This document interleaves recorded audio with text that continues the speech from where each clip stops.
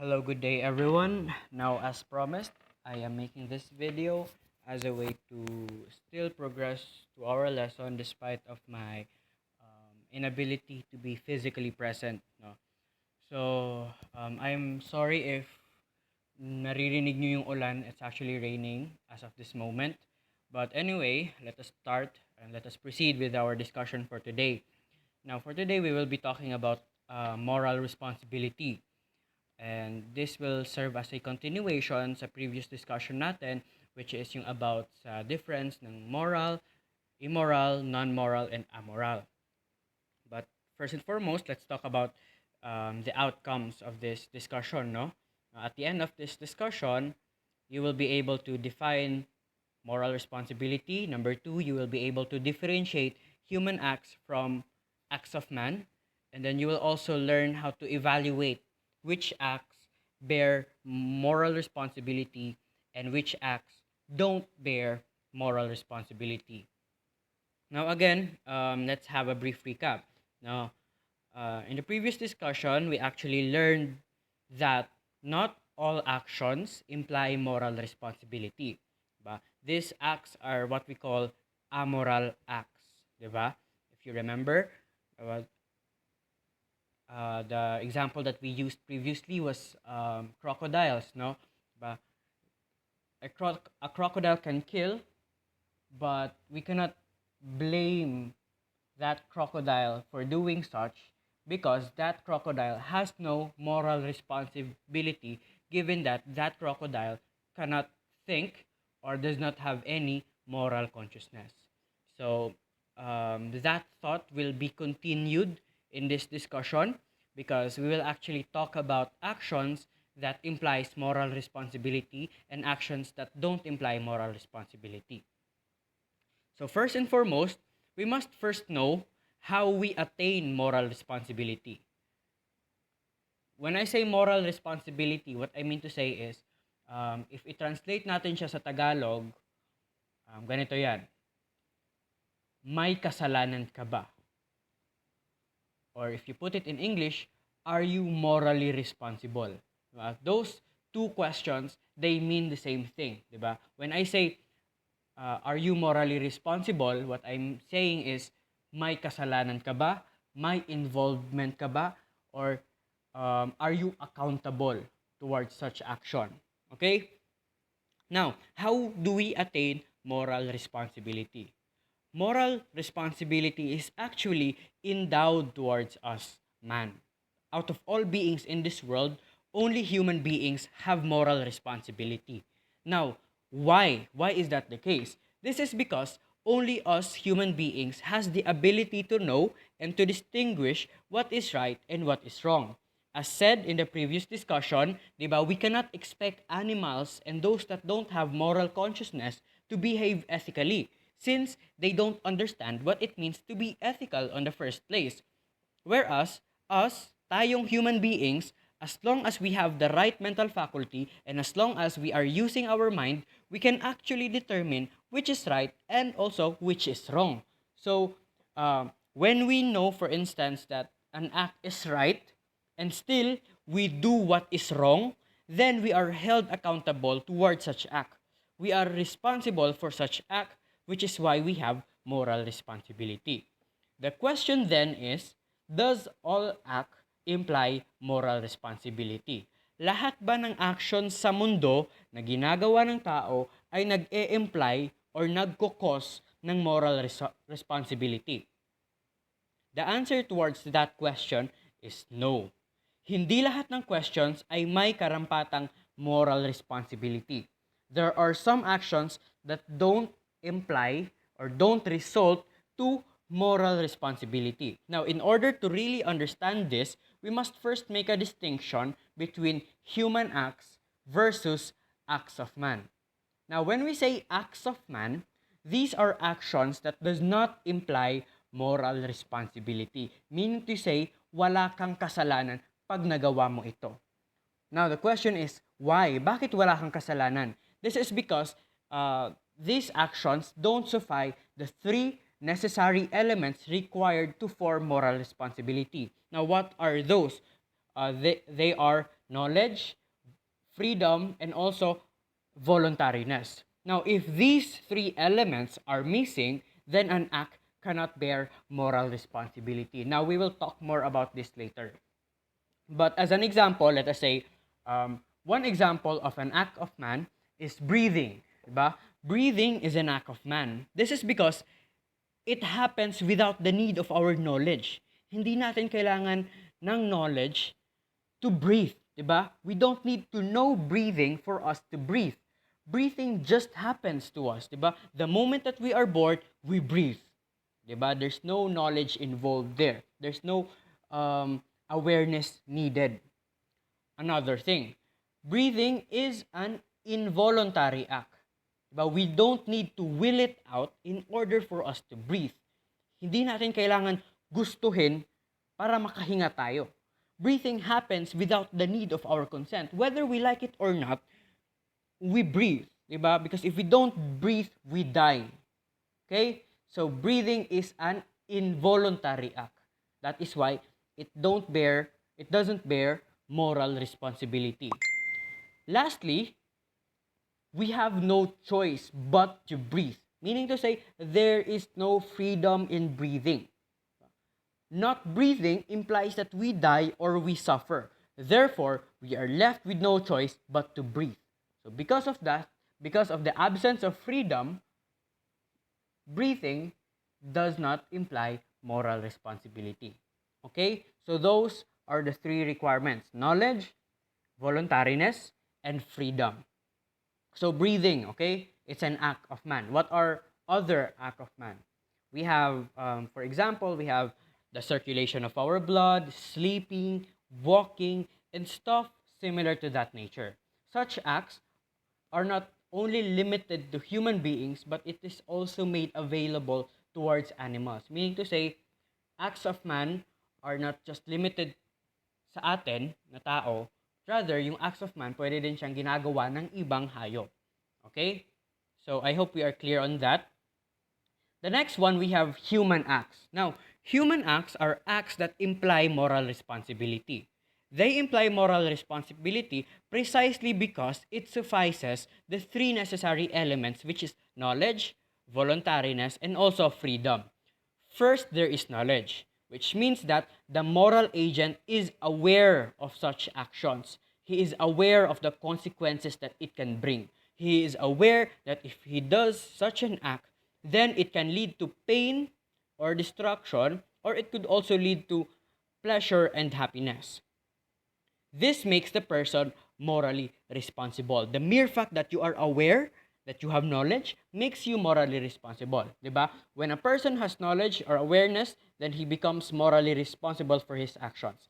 This is not just about bad actions, but also good actions. So for example, if you know an act is bad, but still you did it, diba? Alam mo nang masama yun, pero ginawa mo pa rin, then you are morally responsible. Meaning to say, may kasalanan ka. On the other hand, if alam mo na mabuti ang isang bagay, tapos ginawa mo ito, then it means to say, you deserve moral praise because you are responsible for such goodness. Okay? So moral responsibility is not only bad, but also good. Okay?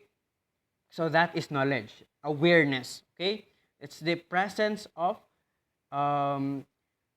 awareness. That is what knowledge is. Second, we have freedom. Freedom. Pag hindi ka pinilit at hindi ka finorce na gawin ng isang bagay, then you are morally responsible. If let us say for instance, nagnakaw ka. Pero kaya ka nagnakaw kasi may nag-threat sa'yo na kung hindi ka magnakaw ay papatayin ka niya, then that means you are not morally responsible. Kasi nga, wala kang choice. Pinilit kang gawin ang isang bagay kahit hindi mo naman ito gusto. Okay? So, if there is freedom involved, then you are morally responsible. If there is no freedom involved, then you are not morally responsible. I hope that is clear. Now, for the case of freedom, you cannot be free without knowledge. So, para ka maging free, dapat may knowledge ka muna. Kasi nga, if you're not free, di ba? Freedom is the ability to choose what you want. Without knowledge, there would be no choices in the first place. Okay? So, isa sa requirement ng freedom is knowledge. I hope that is clear. For the third one, we have voluntariness. This means to say that you will to do it. Ginusto mo and pinili mo na gawin ang isang bagay. If alam mong masama ang isang bagay, tapos pinili mo pa rin or voluntaryo mo itong ginawa, then you are morally responsible. Ito, there is already freedom also. Kasi hindi ka naman magiging, hindi mo naman kayang piliin ang gusto mo if in the first place, hindi ka naman free. So, one of the requirements for voluntariness is freedom as well. Okay? So, I hope we are clear on that. So, let us have an example. For example, kunwari, estudyante ako. And as a student, may pasok ako ng alas 8 ng umaga. Tapos, I am thinking na umabsent muna sa klase. Now, in order for us to assess whether or not may morally responsible ba yung student, we need to ask these 3 questions. These questions pertains to the necessary elements for moral responsibility. Number 1, or the first question we have, is the student knowledgeable? Is he aware? May knowledge ba ang student? Alam ba ng student na estudyante siya?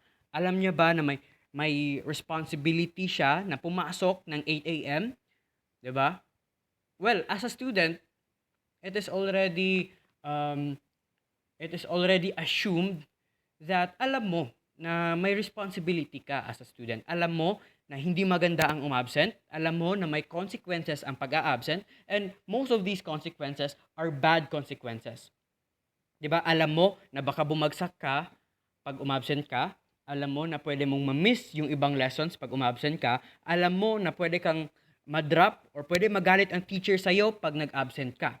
Okay? So in the first place, as a student, you have the knowledge. Okay? So in that sense, pwede natin sabihin, okay, morally responsible yung estudyante. But we also need to ask the second question. The second question is the student free? Free ba siya to do the act? Is there freedom involved? Now that we know that the student has knowledge, let us now determine whether the student has freedom. Okay? Kung free ba siya to decide whether papasok siya or hindi. Diba? Most of us would say, oh, free ang student, no? Pwede siyang, may karapatan siyang umabsent, may karapatan siyang pumasok. Okay? But that's not always the case, diba? Let us say, for instance, hindi siya free to do the act. Nag-absent siya. Pero the reason why nag-absent siya, kasi may bully sa school na nag-threat sa kanya na if papasok siya ngayon, ay bubugbugin siya. Na, if that situation occurs, then the student is not held morally responsible. Because, again, there was no freedom involved. Of course, if you are put in that situation, you would choose to absent kasi you would want to protect your life. You don't want to get harmed, di ba? So, in that case, there was no freedom involved. There was actually coercion. Pinilit kang umabsent, kaya umabsent ka. In that case, you are not morally responsible. Okay? So, as you can see, different context implies or results to different thing. Diba?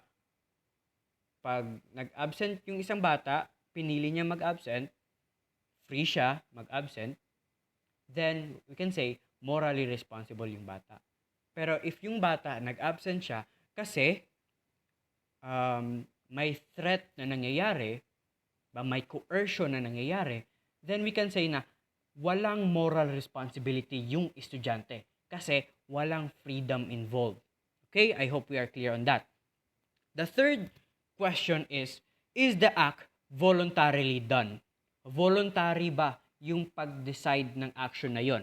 Now that you have knowledge and now that you have freedom, then the next we need to determine is whether or not voluntary yung ginawa ng student. Let us say, for instance, nag-absent yung isang estudyante, pero kaya pala siya nag-absent kasi may sakit ang nanay niya at kailangan niyang bantayan ang nanay niya sa hospital. In this case, nag-absent siya pero hindi niya ginusto at hindi niya naman talaga piniling umabsent. It's just that may conflict of responsibility na nangyari. In this case, we cannot absolutely say na walang walang moral responsibility yung student. Okay? May moral responsibility pa rin siya. Kasi, um, um, free pa rin siya actually na pumasok, 'di ba? May moral responsibility pa rin doon, pero lesser na yung degree ng moral responsibility niya given the case, given the conflict of responsibility and obligations na nandoon sa batang 'yon. Okay? So, that's how we apply the three basic necessary elements for the formation of moral responsibility. You just have to ask three basic questions. Ba? Is the student or is the moral agent knowledgeable? Is he aware? Second question, is he free? The third question we have, is the act voluntarily done? Okay, so I hope we are clear on that. If you have questions, you can leave it down below. Now, before we end this discussion, I have an activity for you guys. And this will also serve as your attendance.